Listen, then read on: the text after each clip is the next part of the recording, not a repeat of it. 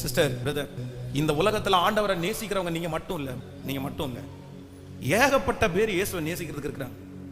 எத்தனையோ ஆயிரக்கணக்கான பேர். இந்த கணப்ப நகர்ல ஒரு விசை ஹேர் கட் பண்றதுக்கு, முடி வெட்டுறதுக்காக நான் போயிருந்தேன். அப்போ ஒருத்தர் வந்து அப்படியே ஃபுல்லா அப்படியே பட்டையை போட்டு, அப்படியே நெஞ்சில எல்லாம் பட்டையை போட்டு, கையில எல்லாம் போட்டு, அப்படியே கத்திரிக்கோல் எடுத்து வெட்ட ஆரம்பிச்சிட்டார். ஸோ எப்பவுமே யாராவது ஒருத்தர் அந்த மாதிரி தனியா இருந்தாங்கன்னா அவங்களுக்கு மோஸ்ட்லி எப்படியாவது இயேசுவை பற்றி சொல்லணும்னு எனக்கு ஒரு ஆசை. அதனால அவர் முடி வெட்டிகிட்டே இருக்கும்போது ஒன்றுனா அவர்கிட்ட பேச்சு கொடுத்து பேசிட்டு, பிரதர், நான் வந்து இந்த மாதிரி தான் இருந்தேன், எங்கள் அப்பா குடிகாரராக இருந்தது எனக்கு ஒரு பெரிய ப்ளஸ் ஆகி போச்சு. ஏன்னா சாட்சி சொல்கிறதுக்கு பார்த்தீங்க அப்படின்னா ஸ்டார்ட் பண்ணுறதுக்கு திணற வேண்டிய அவசியமே இல்லை, ஸ்ட்ரெயிட்டாக போக வேண்டியதான், எங்கள் அப்பா வல்சலாம் அப்படின்னு ஸ்டார்ட் பண்ண வேண்டியதான்.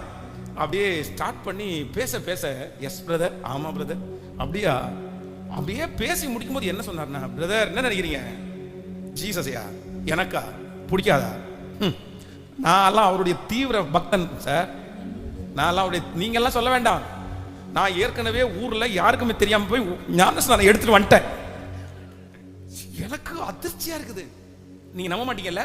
அப்படின்ட்டு போயிட்டு டிராவை திறந்து உள்ள இருந்து பைபிள் எடுத்துட்டு வராரு.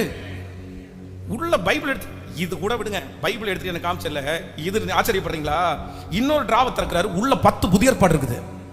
எதுக்கு அப்படின்னு சொன்னா, யாராவது ஒருத்தர் வந்தாங்கன்னா முடிஞ்சா அவங்களுக்கு இந்த புதிய ஏற்பாடை கொடுத்து அனுப்புவேன். சர்ச்சுக்கு போனதில்ல, சர்ச்சுக்கு போகக்கூடிய விருதுரை இல்லை, ஆனா பார்க்கறது பட்டதான் முன்னாடி, ஆனா உள்ள இருக்கிறது யாரு? இதெல்லாம் வெளியில பிரதர், உள்ளுக்குள்ள வேற ஒருத்தர் இருக்கிறாரு, என்ன வெளியில காமிக்கிறதுக்கு எனக்கு விடுதலை இல்லை, அதனால உள்ள வச்சுக்கிறேன் அப்படின்னு அவர் சொன்னா எனக்கு பிரமிப்பாயிருச்சு. அப்போ இயேசுவை நேசிக்கிறதுக்கு நீங்க மட்டும் இல்ல சிஸ்டர், நீங்க மட்டும் இல்ல பிரதர், லட்சக்கணக்கான பேர் இருக்கிறாங்க, கோடிக்கணக்கான பேர் இருக்கிறாங்க, கோடிக்கணக்கான பேர். பாகாலுக்கு முன்பாக முழங்கால் படிக்கிடாத 7000 பேர் இருக்கிறாங்கன்னு சொல்றாருல, அது உண்மை.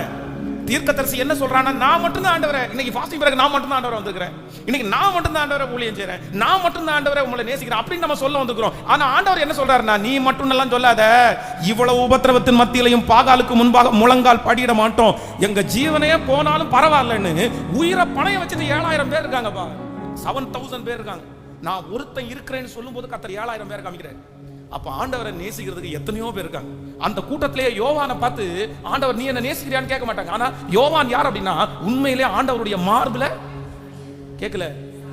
ஜீசஸ் கிரைஸ்ட வச்சு எத்தனையோ போட்டோக்களை வரைஞ்சிருக்கலாம், ஆனா இருக்கிறதுல ரொம்ப வேல்யூபிளான போட்டோ என்ன தெரியுமா, அவருடைய நெஞ்சில ஒருத்தன் சாஞ்சிட்டு இருக்கிற மாதிரி ஒரு போட்டோ இருக்கும் பாருங்களேன். பட் அந்த போட்டோ சொல்லல, அந்த சீனை சொல்றேன், அது பெரிய வேல்யூ. இயேசுனுடைய மார்புல சாயிறது எவ்வளவு பெரிய, அப்படி சாயிறது கூட ஒருத்தர் இருக்கிறான். ஆனா ஆண்டவர் பேதுருவை மட்டும் பார்த்து என்ன கேட்கிறாரு அப்படின்னா, நீ என்னை, இந்த பட்டணத்தில் எத்தனையோ பேர் இருக்கலாம் சிஸ்டர், உங்க சொந்தத்தில் எத்தனையோ பேர் இருக்கலாம் சிஸ்டர். இப்ப சொல்றேன், என் அண்ணன் பேரு ஸ்டீஃபன், எனக்கு முன்னாடி உள்ள அண்ணன் பேரு ஸ்டீஃபன், என்னுடைய மூத்த அண்ணன் பேரு முருகன். ஃபர்ஸ்ட் பேர் முருகன், கடைசி பேரு ஸ்டீஃபன். ஆனா அந்த ஸ்டீஃபன் பார்த்து, ஸ்டீஃபன் இன்னைக்கும் இயேசுவை பிடிக்குமே தவிர இயேசுவை என்ன பண்ணலைன்னா நேசிக்கவே இல்லை. ஆனா உண்மையிலே அந்த வீட்டிலேயே என்ன மட்டும் தனியாக ஆண்டவர் எடுத்து என்ன பண்ணான்னு தெரியுமா, பேரு ஸ்டீஃபன் வச்சிருக்கிறது உண்மைதான்ப்பா, ஆனா நீ என்னை கர்த்தரை நீங்க உண்மையா நேசிச்சிட்டீங்கன்னா, நீங்க கடந்து போகிற பாதை உங்களுக்கு கடினமா கேட்கல.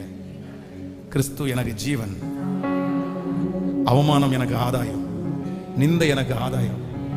எத்தனை பேர் ஆமோதிக்கிறீங்க? கையை உயர்த்தி மட்டும் சொல்லுங்க, ஐ லவ் யூ ஜீசஸ். இவைகள் எல்லாவற்றை காட்டில நான் உம்மை நேசிக்கிறேன். இது எல்லாமே என்ன விட்டு போனா கூட நோ ப்ராப்ளம் ஆண்டவரே, பரவாயில்ல ஆண்டவரே, ஆனா உங்க மேல வச்சிருக்கிற அன்பை மட்டும் என்னால எடுக்கவே முடியாதுன்னு சொல்றவங்க மட்டும் கர்த்தர் இந்த உபவாச ஜெபத்துல அப்படிதான் வந்திருக்கிறாரு. நீ என்ன நேசிக்கிறாயா? சின்ன வயசுல நீ என்ன நேசிச்சது மாதிரி என்ன நேசிக்க முடியுமா?